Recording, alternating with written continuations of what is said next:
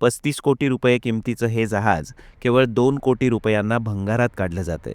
पण या जहाजाची निर्मिती कधी झाली आणि हे रत्नागिरीजवळच्या मिऱ्या समुद्रकिनाऱ्यावर कसं आलं हे तुम्हाला माहिती आहे का? जवळपास 39 वर्षांपूर्वी म्हणजेच 1986च्या दरम्यान या जहाजाची निर्मिती करण्यात आली. MT बसरा स्टार असं या जहाजाचं नाव आहे, ज्यामध्ये MTचा फुल फॉर्म आहे मोटर टँकर.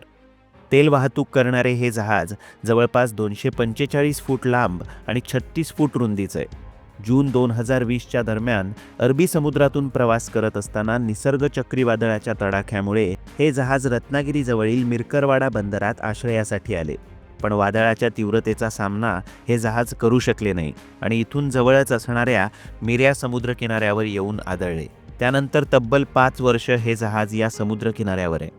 महाराष्ट्रातील तसेच देशभरातील अनेक प्रसिद्ध क्रिएटर्सनी या ठिकाणी येऊन व्हिडिओज बनवले आणि हा एक प्रसिद्ध टुरिस्ट पॉईंट बनला.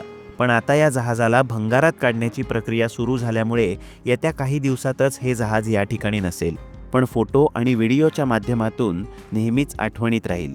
तर अशाच इंटरेस्टिंग व्हिडिओजसाठी आपल्या चॅनलला सबस्क्राईब करा.